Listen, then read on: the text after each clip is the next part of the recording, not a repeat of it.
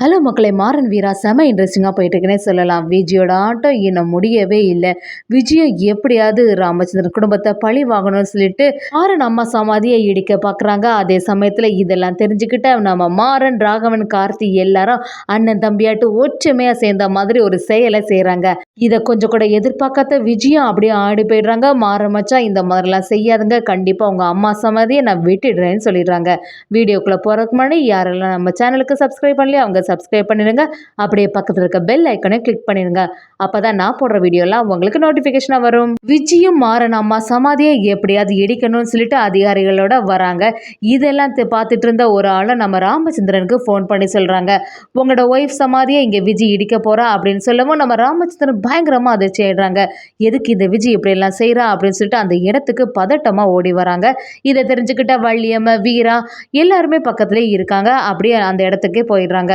நம்ம ராமச்சந்திரன் அப்படி நிற்கவும் விஜய்கிட்ட, எதுக்கு விஜய் இப்படி தேவையில்லாத வேலையெல்லாம் பார்க்க போகிற, இனிமேல் இந்த வேலையெல்லாம் செய்யாத, உன்னெல்லாம் சும்மா விட போகிறதே இல்லை, ஏன் என்னோட ஒய்ஃப் சமாதியை இந்த மாதிரிலாம் பண்ணுறதுக்கு உனக்கு எவ்வளோ தைரியம் இருக்கணும் அப்படிங்கிற மாதிரி ராமச்சந்திரன் சரியாக வெளுத்து வாங்குறாங்க விஜயை. அப்படி இதை தெரிஞ்சுக்கிட்ட மாறன், வீரா எல்லாருமே அந்த இடத்துல வந்த உடனே விஜயும் ரொம்ப தைரியமாக இருந்துகிட்டே இருக்காங்க. அப்படி வீராவும், விஜய் உனக்கெல்லாம் எவ்வளோ தைரியம் இருக்கணும், எதுக்கு தேவையில்லாமல் இந்த வேலையை பார்க்குற, இத்தனை நாளாக என்னோட குடும்பத்தை பழி வாங்கினது போதாதா, திருப்பி எதுக்கு இந்த வேலையெல்லாம் செய்கிறேன்னு சொல்லிட்டு நம்ம மாறன், வீரா, வள்ளியம்மா எல்லாரும் சேர்ந்த மாதிரி விஜய் கிட்ட பேசவும் விஜய் அதெல்லாம் கண்டுக்கிற மாதிரி இல்லை.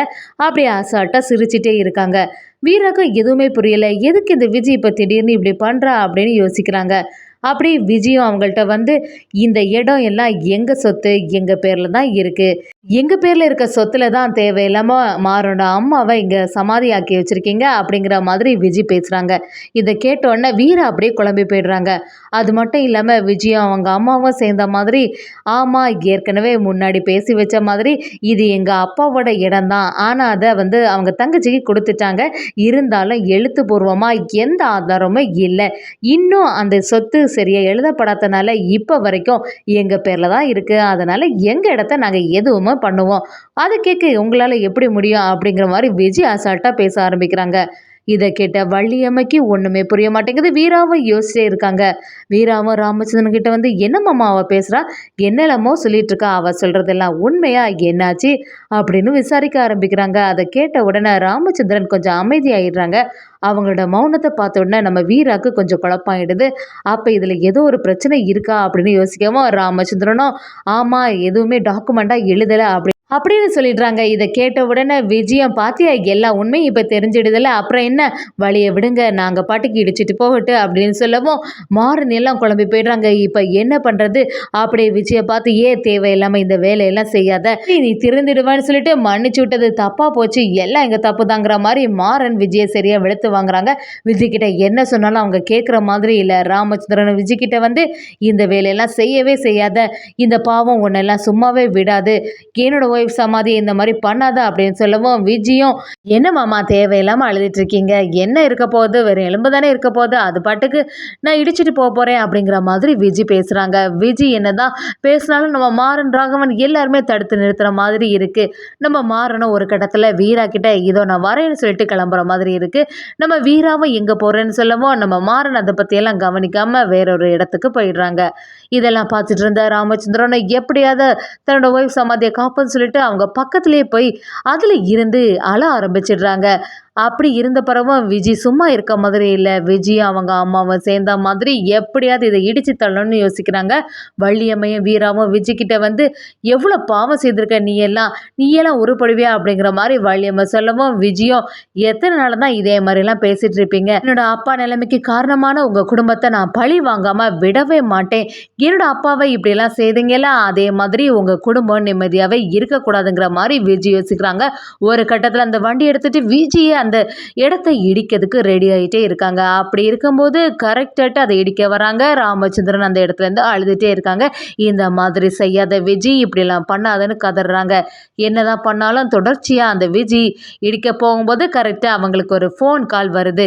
விஜய், யார்டா இந்த நேரத்தில் நமக்கு ஃபோன் கால் பண்ணிட்டு தேவையில்லாமல் யார் பேச போகிறா அப்படிங்கிற மாதிரி யோசிக்கிறாங்க. சரி எடுத்து பார்ப்போன்னு அட்டென்ட் பண்ணும்போது மாறனோட வீடியோ காலாக இருக்குது. மாறன் எதுக்கு ஃபோன் பண்ணுறான்னு சொல்லிட்டு விஜயும் குழம்பி போயிடுறாங்க. செய்கிறாங்க. அப்படி இருக்கும்போது கரெக்டாக நம்ம ராகவன், கார்த்தி, மாறன் எல்லாரும் சேர்ந்த மாதிரி கையில் கம்பி கடப்பாரை எல்லாத்தையும் எடுத்து வச்சிட்டு இருக்காங்க. அப்படியே விஜய் கிட்ட வந்து இங்கே பாரு என் பின்னாடி என்ன இருக்குன்னு பார்த்தியான்னு காட்டுறாங்க. அங்கே பார்த்தா விஜயோட அப்பா சமாதி. நீ மட்டும் எங்கள் அம்மா சமாதி மேலே கை வச்சேன்னா அதுக்கப்புறமா இங்கே நடக்கிறதே வேற.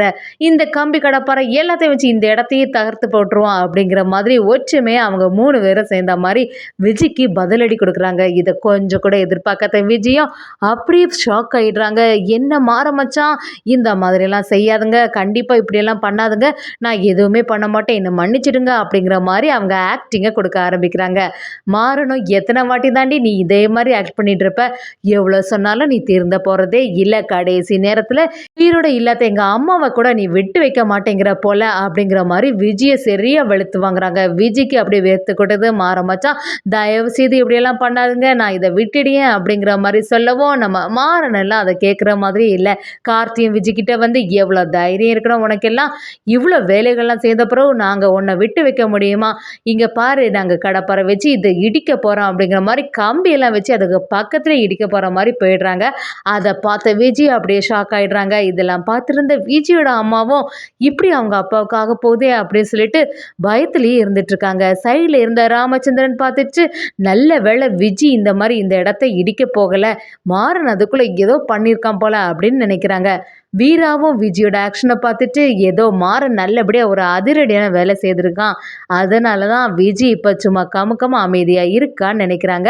வள்ளியம்மே விஜய்கிட்ட வந்து என்ன விஜய் என்னெல்லாமோ பேசிகிட்டு இருந்த, இப்போ என்னாச்சு, உனக்கு உன் குடும்பத்துக்குன்னு ஒன்று வரும்போது உனக்கு எவ்வளோ வருத்தமாக இருக்கோ அதே மாதிரி தானே எங்களுக்கும் இருக்கோ, உங்களோட அப்பா நிலைமைக்கு இன்னும் நாங்கள் தான் காரணம்னு சொல்லிட்டு இப்படியெல்லாம் பழி வாங்குறது கொஞ்சம் கூட நல்லதில்லை விஜய், தேவையில்லாத வேலையெல்லாம் பார்க்காத, இவ்வளோ வாங்கின பிறவும் உனக்கெல்லாம் திருந்தணும்னு கொஞ்சம் கூட மனசாட்சி உறுத்தலையாங்கிற மாதிரி நம்ம வள்ளியம்மை விஜய்கிட்ட கேட்குறாங்க. விஜயும் நல்லவங்க மாதிரி நடிக்க ஆரம்பிக்கிறாங்க. எங்கள் அப்பா இடத்த மட்டும் எதுவுமே பண்ணாதுங்க அப்படிங்கிற மாதிரி நடிக்க ஆரம்பிச்சிட்றாங்க. நம்ம மாறன்லாம் செம அதிரடியான வேலை செய்திருக்காங்கன்னே சொல்லலாம்.